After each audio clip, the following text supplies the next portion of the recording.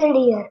So in the next life, he became the deer and then the Jad Bharat. Very nice. Very good memory and good knowledge of Srimad Bhagavatam. So we are going to start on chapter 7. So until chapter 6, we discussed the pastimes of Rishabhadev, who is the incarnation of Lord himself, and Rishabhadev's son is Bharata. So, so Bharata is considered to be a Mahabhagavat, a great knower of the Lord and great devotee of the Lord. So let's and this the kingdom that Rishabhadev passed on to his sons. Eldest son is Bharata. It was earlier called Ajanaba Varsha. So before Bharat coming, it was not called as Bharata Varsha. It was called Ajanaba Varsha. And because of King Bharat, this kingdom came to be known as Bharata Varsha. So, Bharata was a great king. He used to do a lot of sacrifices and do all these good things for his kingdom. He was not attached to these sacrifices like we discussed about Prachina Barhi, who was, always doing sacrifices so that he can get the good results for his own sense gratification. But the consciousness of King Bharat he knew that Krishna is the supreme personality of Godhead, but he still was doing sacrifices just to give respect to the demigods and also to improve his Krishna consciousness. So there's a difference between a devotee going to a demigod temple and doing worship, and then a person who is just wanting results out of the demigods going and praying to them. So that we can see here in Bharat Maharaj's rule. So Bharat Maharaj ruled for 10 million years, and he was such a wonderful king, and he was a great devotee also. But then he decided to retire, and he decided to go to a place called Pulahashram. So this Pulahashram is next to the Gandaki River, and this Gandaki River is famous for something. Anybody knows?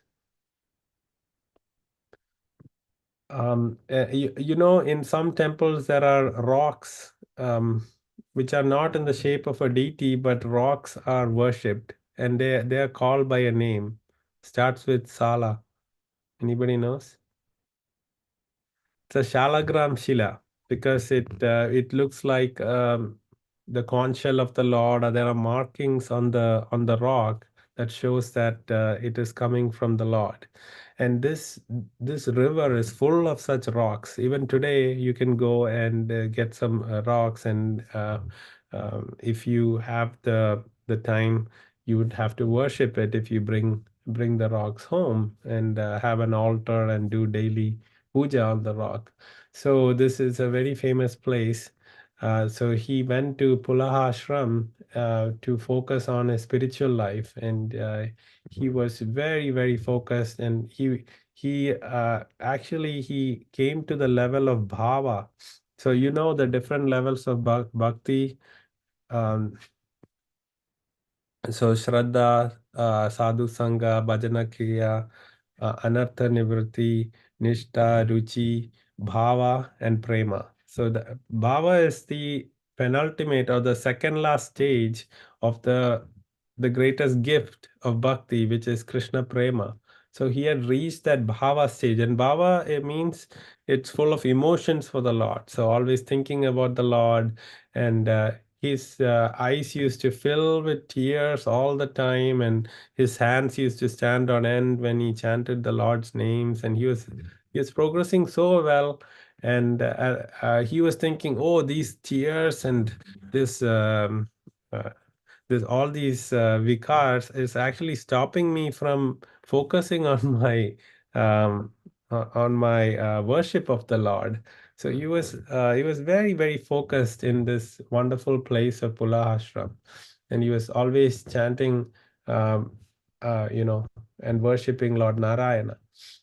And then at that time, um, while he was chanting by the banks of the Gandaki River, there was a thirsty deer that came to that river, and the deer was pregnant, and it was going to drink some water, but then it heard a lion roar, and as soon as the lion roared, the the deer jumped, and in that anxiety of the jumping, it had a miscarriage, and the baby deer came out of the body of the mommy deer, but the deer fell down and died because of all the anxiety, and it was alone, and then nobody was there to take care of the mother deer, so it fell down into the water and went and died.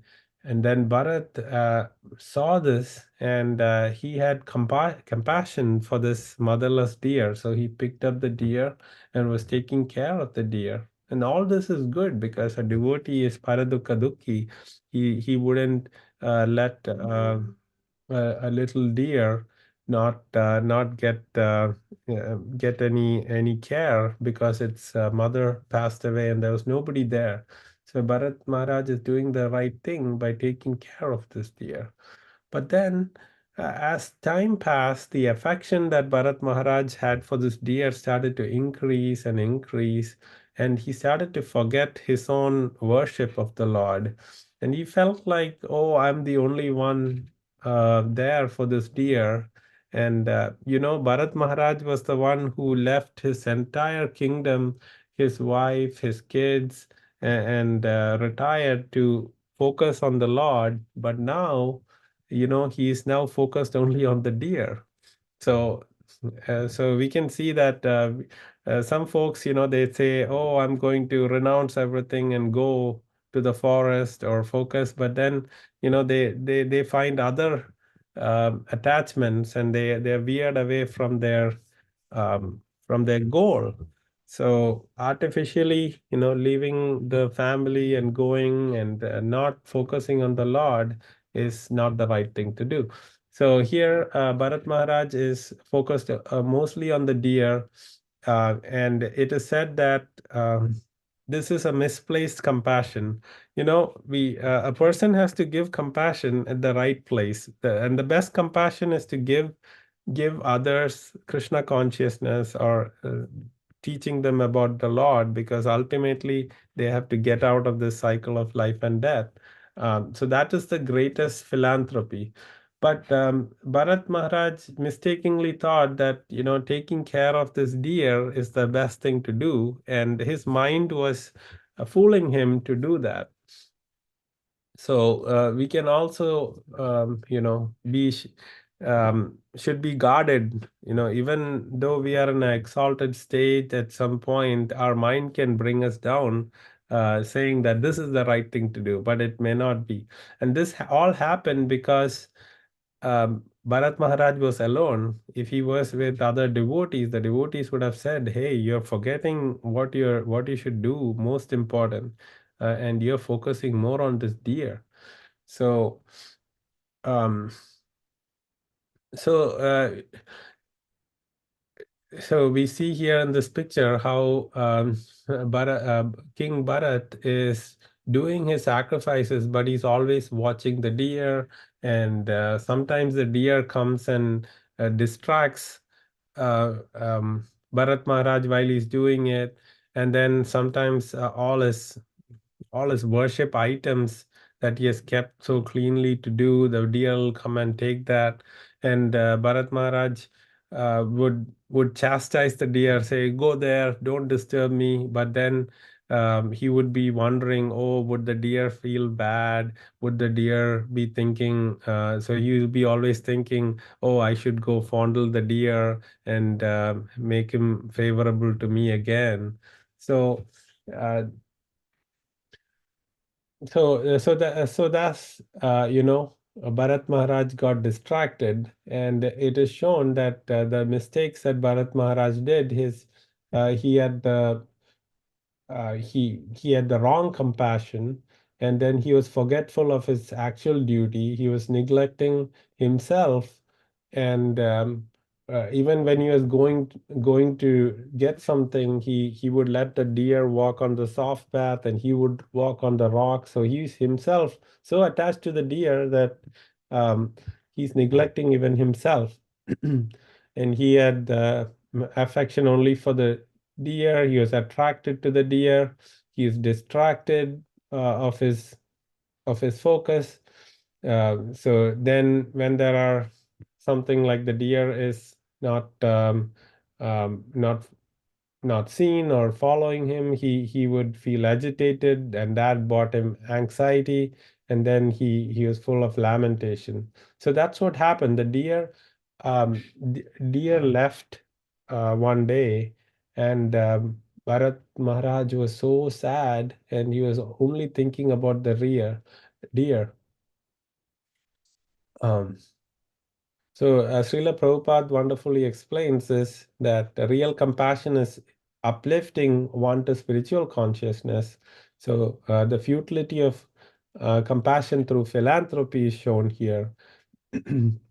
And the result of attachment to animals is also shown here, and attachment after renunciation. So he got attached after renouncing his kingdom, and these are all signs of a fall down. So one has to transfer one's attachment to Krishna, because uh, it, Krishna is the one who reciprocates to your love. All other things you put your faith and give a lot of love to can betray you. So just like this deer, after getting all the love from Bharat Maharaj, one day just ran away. And you see here how Bharat Maharaj is lying down and thinking of the deer. Oh, when can I see the deer again? Will the deer be eaten by a ferocious animal? Oh, the deer has not returned yet. So all these thoughts are blinding King Bharat, and he's calling the deer a prince because he's a king. He's thinking the deer is his son, and he's thinking the deer is a prince, uh, and he's he's thinking about the relationship with the deer. He was enjoying deer's angry love, because sometimes the deer, when he was pushed away, would be angry. Um, and he's thinking of the deer as a son of a saint, praising the deer's footprints, glorifying the moon for protecting the deer. So he's also thinking of the deer as a submissive son, because the deer, when a big sage has a son, the sage teaches all the worship, and the son sometimes makes mistakes. So he's thinking he's a submissive son, because when the deer was asked to go away and stand somewhere, it would do that. So when the deer went away, he was burning with the fear of separation. So what happened was, Bharat Maharaj thus fell down from his great exalted position of a devotee, and what happened was, at the time of his death, or when the soul was leaving his body, he was thinking about the deer, and there's a verse in Bhagavad Gita, Yam Yam. Um, Vati Smaran Bhava. So whatever you think in at the time of your death, that you would become. So Bharat Maharaj was thinking about the deer. So in his next life, he got the body of a deer, and um, he was not born too far. Um, he was born not too far from where Bharat Maharaj, the Pulaha ashram. So it was close. It was at a hill, but because he was a great devotee, and nobody loses the spiritual level that one reaches in a life. One will. continue from there. Krishna gives that guarantee in Bhagavad Gita. So, you know, this deer was blessed with remembrance that he is not this deer. He was Bharat Maharaj before. He could remember his past life. So, though he got this body of the deer, he was very careful now not to get into bad association. He was just focused on the Lord in his heart as the Paramatma. And though he got the body of the deer, he's still a great Mahabhagavat. So he was just eating dry grass near the Pulahashram, taking bath in the Gandaki river, purifying himself, and he was able to leave his body. And when he left his body, this king Bharat became a deer, and then the deer Bharat, when he left his body, became Jada Bharat. And Jada Bharat is a Brahmin who was born in a Brahmin's family. The Brahmin had two wives. The first wife had 9 sons, and Jada Bharat and a sister were twins born to the second wife. So Jada Bharat, he was a great Mahabhagavat. Just like in his dear body, he could remember as a Brahmin his previous lives, but he was very dull with any material activities. His father tried to teach him different aspects of puja, achamana, and how to clean oneself. And Jada Bharat never was always absent-minded, not doing the right thing. Um, so he behaved as a madman, so that he could avoid bad association, and he was always in fear of a fall down, just because as King Bharat, he fell down because of his attachment to the deer. So internally, he remembered his past life and was always absorbed in Krishna. Um, the Brahmin father of Jada Bharat was very attached to him, but Jada Bharat could not, do any of the teachings of his father, how to do a proper puja or anything he wasn't doing. So his father um, was disappointed in him, and and the father failed in all attempts, and then the father died, and the brothers, the 9 of them, weren't taking good care of Bharata at that point, Jada Bharat, because they thought this guy is a fool. Nobody really cared for him. Everybody ate all their food, and then what was stuck to the vessels that were burned, that was given to Jada Bharat, and he was just given menial tasks to work on. Um, so he was living a very simple life because he doesn't want to, get into anything wrong. And and at that point, there was these robbers or dacoits who was doing Kali Puja so that they can improve their thievery or get more valuables. So they started to they were wanting to do a Kali Puja, and they had a person ready who was living like an animal, ready from the street. That got a person to sacrifice. So again, these are all man-made rituals that these dacoits thought that they can just sacrifice a human being and get the favor of Kali Devi so that they can loot more people. So they were following this ritual. And since the person they had kept to sacrifice ran away, they were looking everywhere, and the chief robber priest, his servants, they went and saw that this guy Jadabarat, who was looking like a the man animal, because he was in his long beard and not taking care of himself, and not was watching in the night. He was watching a field, so they thought, okay, this is the right person to sacrifice, and they just bought him. And you see, Jada was not really, fighting them or anything. He was just ready.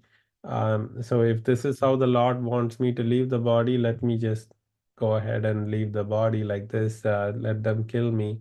And they actually gave him a bath, and dressed him up and put garlands on him, and then they were ready to cut his neck with a sword, the chief priest.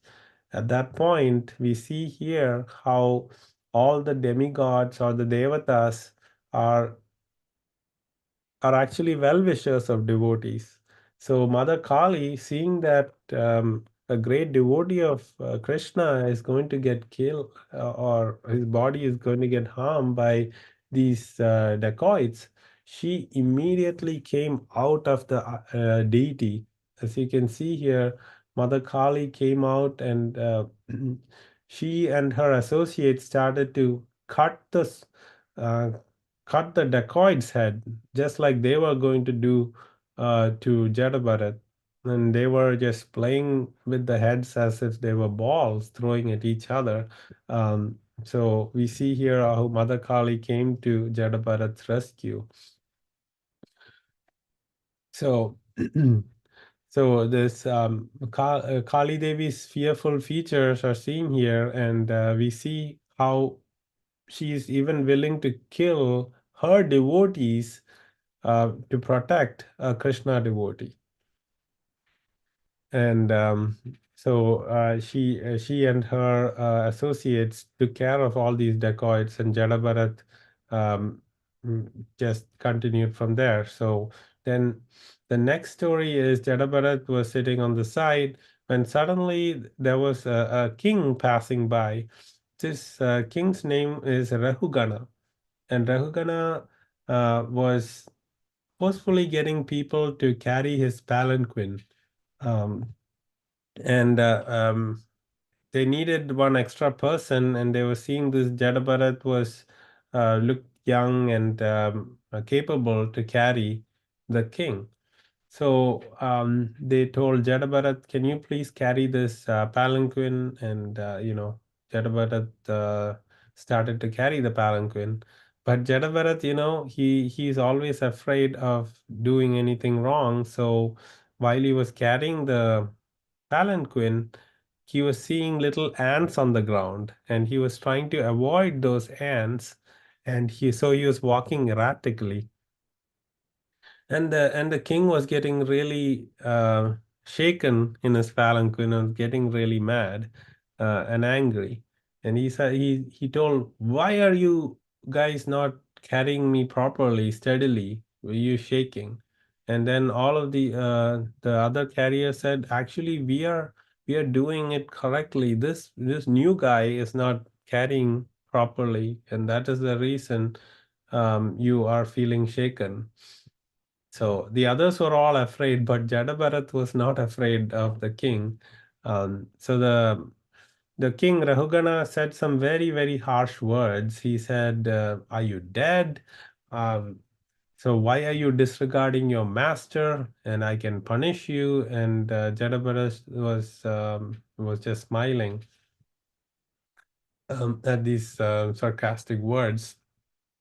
Uh, because the king was trying to make fun of Jada because he just joined, and he was asking, "Are you tired? And why aren't you carrying the palanquin properly?" So Jada answered all of that uh, in a very high philosophical manner. So this king was actually going to Kapila ashram. To so he had some saintly qualities, this king, but he was still very proud that he was a king. But then he could understand that Jada was not an ordinary person based on the answers he was giving. Because Jada said, "I'm not this body, I'm the soul, and for the soul, there is no fatigue." And to the king's remark that you are my master, Jada said, "Today you are my master, tomorrow that can reverse." And then to the point that the king said, "You are punished." He said, "Oh, I don't care about punishment. All punishments are useless on me." So the king felt that, oh, this person is is some exalted soul, and he jumped out of his palanquin and fell on the feet of Jada. Now you can see that Jada is trying to help a king. You know, the earlier the dacoits, he didn't even try. He was just sitting there. So why that is the case is because he knew that the king had the capacity to understand the philosophy. So he was making an attempt with to bring him in the right direction. But with the dacoits, he knew that there's no point talking to those guys because they were in the mode of ignorance, and so he was just waiting for his fate. But with Rahugana, you can see that Jada is instructing him and giving him the right advice. And so Rahugana fell on his feet and said, he is not afraid of the trident of Lord Shiva or the thunderbolt of Indra, but he's afraid of offending a Brahmana. So we see the king Rahugana had some good qualities of you know respecting the Brahmanas. And then Rahugana tries to ask a lot of questions. There's a great discussion between um, Rahugana and Jada. Now, the king was saying, "Oh, you mentioned that the soul doesn't get fatigued, but just like the rice in a kheer, that when you boil it, the rice gets cooked and changes. Doesn't the soul change?" And he was making comments on what Jada told him, and Jada was trying to explain the right philosophy about the soul and the body and all that we have already learned before, and how the soul goes from body to body, and this and it is the outer covering that gets agitated by the five senses, and everybody is running behind sense gratification, and all those good knowledge this Jada was able to explain to Rahugana.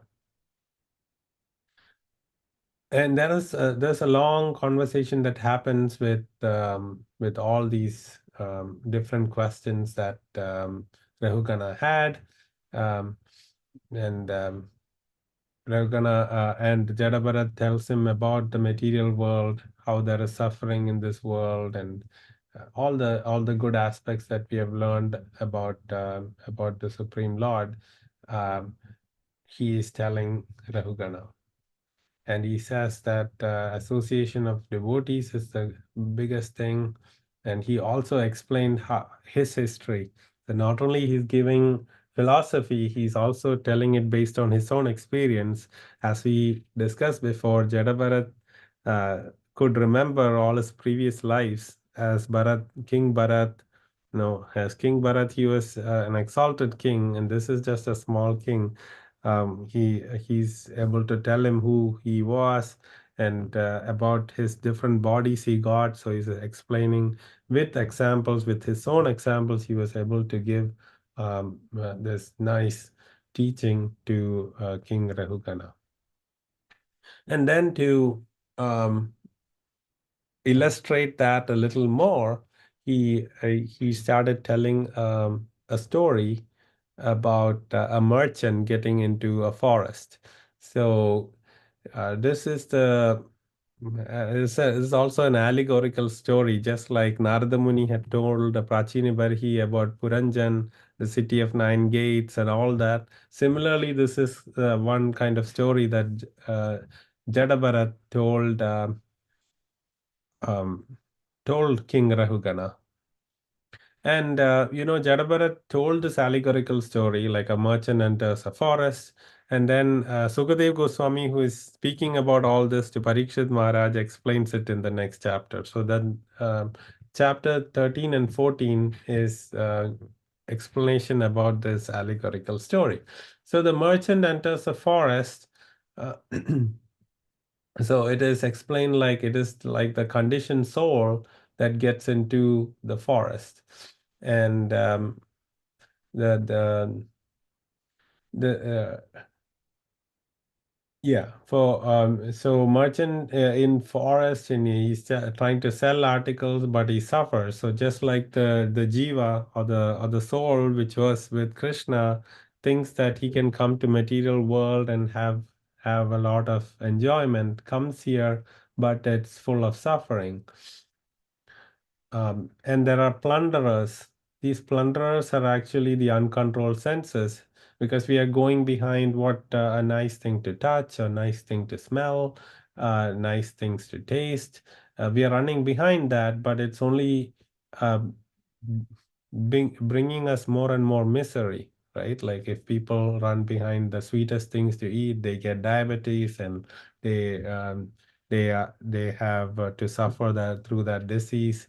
So, just taking care of our senses is not going to help us, right? So all that is explained, and then there are um, family members are described as jackals, because and when you get older, there are many family members who are coming to, yeah, just take away things that you have. So they're compared to jackals. Then there's uh, the person's mind is um, is taking him to a very nice, beautiful place, like an imaginary place. But that's just like a mirage that the mind is projecting this place, but that never comes. It's the mind's false vision. And there are many mosquitoes that are always troubling this merchant, and they are compared to very low class men who are like thieves and robbers who are trying to come and take your possessions. And there are ghosts um, in this forest, and the ghosts actually signify the material desire ones have, because all these material desire and your pursuit of those material desires are just like ghosts, because you think you'll get happiness, but then you'll just um, follow these ghosts, but not get true happiness. So then the merchant, there's a dust storm, and that's blinding the eyes. So that's because this illicit relationship and all that is just um, causing the eyes to get blinded. And then there are sounds of crickets and owls in the forest, and that's the enemies and the government with their taxes trying to plunder the merchant. There are many impious trees um, that are there are other wealthy men who are coming as if they're friends, but they're trying to just take away the things of the merchant. We already discussed about the mirage, which is sense gratification. Then there's a discussion about a shallow river in the forest. Those are the bogus gurus that are out there who say that you have to do this, give me some money, I'll do some puja and make everything better for you. These are the pseudo gurus in this world. And then there's a forest fire, that is the family life that that's only this is like Grahamedi. Like if you're living a good life centered around Krishna with your family, with your kids, with your parents, that is not this life. This is a life where atheists live without they don't have a God in their life. They just think that like only our material enjoyment is most important. And for those, the family life is compared to a forest fire. There are yakshas in the forest. They are the government officials who are coming to trouble you. And then there are temporary relief and a Gandharva city in the forest. That's the dreamy happiness and the reappearance of forefathers. So, like this, there is still a lot of examples given, like we climb hills. They are like the household ceremonies. There's a python um, that represents sleep. There are snake bites. Those are your enemies. There's a dark well. That's a troubled heart. And then illicit relationships. the punishment of the government and other properties, that those are described as honeybees trying to attack a person who went to take the honey, as miseries with nature and enemies. They are the threefold miseries: Adi Bhautika, Adi Devika, Adhyatmika. So threefold money transactions and cheating. Then there is begging, borrowing, and stealing, insults um, happening in this world. There's difficulties and divorces. So all that is explained. Uh,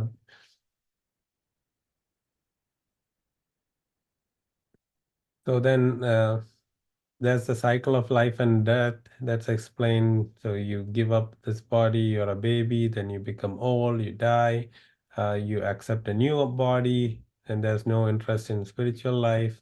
So it's just like a warrior who's getting shot from the back. You're attacking, but then you get all these attacks from the back. There are creepers in the forest that's compared to the spouse.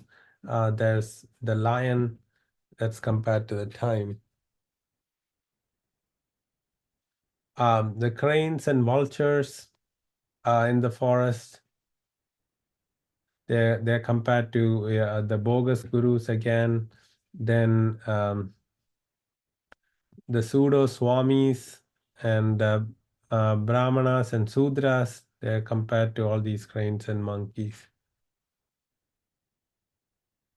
Um, so enjoyment on trees, falls in caves, crushed by elephants.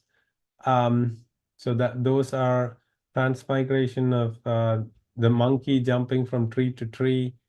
Um, so so the things in this life, the happiness and sorrows, there's sometimes happiness, sometimes sorrows. These ups and downs are compared to the monkey going up and down the trees.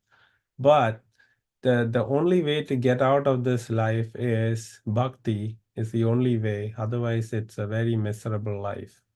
So that's the story of Jada Bharata, telling Rahugana with the wonderful examples. And then they go their separate ways. Um, though Rahugana insulted Jada Bharat, Jada Bharat, being a great devotee, gave such wonderful teachings to Rahugana.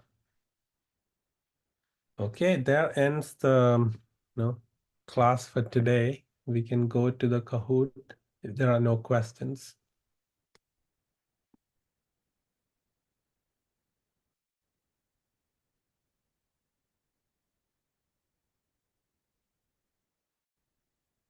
So today we completed this fifth canto, chapters 7 through 14. Next important topic in Srimad Bhagavatam, fifth canto, is the geography of the world. So next class we'll be discussing about the different um, explained about the universe, how the Lord has created the universe, and what are the different places in the universe. So that'll be interesting. And next week would be our last class for this year, because we are, as a family, traveling on the 15th. So then we'll probably then have a class only the following in 2024. Okay, all of you have joined. Let's go ahead and get started.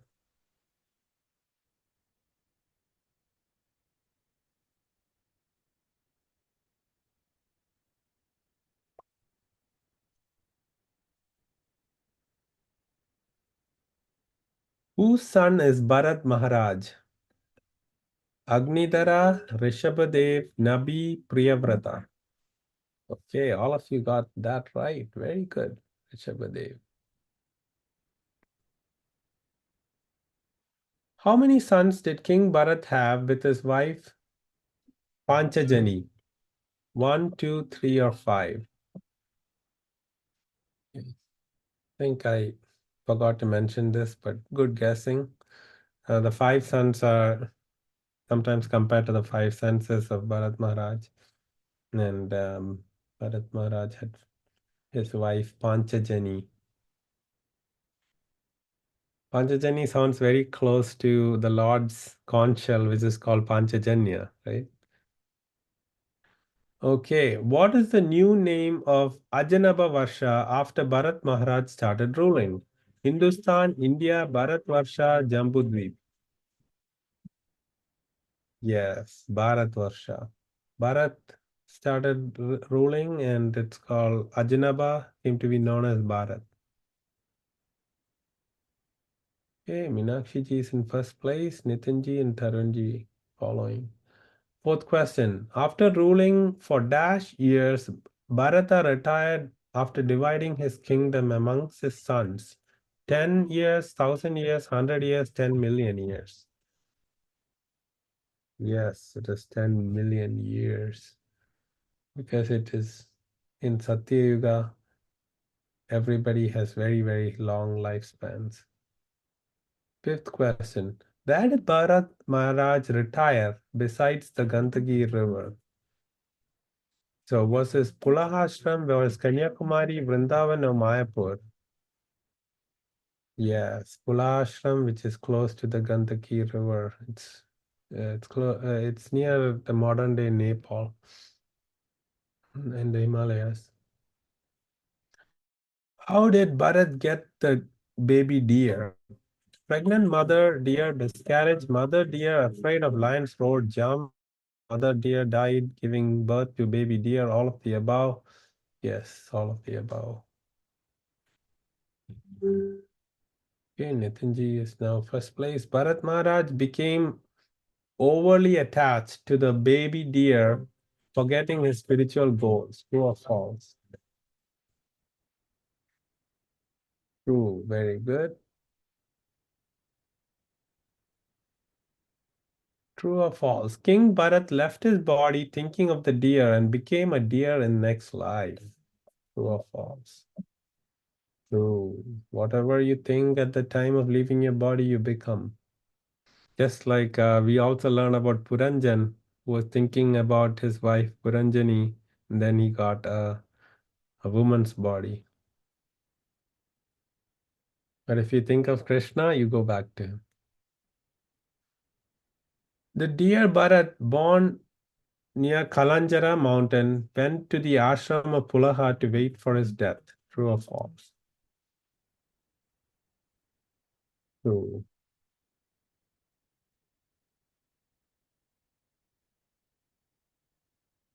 Dear Bharat was reborn as Brahman named Ashwadhama, Vishwamitra, Jada Bharat, Angira Rishi. Very nice, Jada Bharat. How many step brothers did Jada Bharat have? 1, 3, 9, 6. Very good. Jada was killed and offered to Bhadrakali in sacrifice by leaders of dacoits. True or false? False.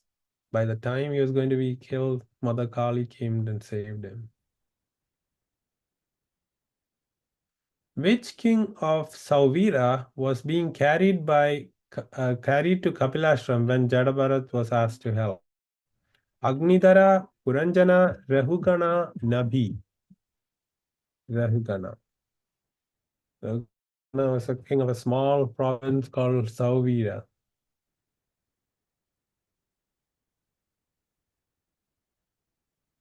Last question. Jada instructs King Rahugana and reveals his identity. True or false? Ooh, very good. Let's see who the winners are. On the podium, third place goes to Tarunji. Second place goes to Nitin Prabhu. First place goes to Meenakshi ji. Congratulations. So all of you are winners because you are all here to learn from Srimad Bhagavatam, and this is a wonderful story. So Hare Krishna. Talk to you all Hare Krishna. next week. Hari Bol. Panchakalpatarubhascha kripa sindhubhyo patitanam pavanebhyo vaishnavebhyo namo namaha. Hare Krishna Prabhu ji. Hare Krishna.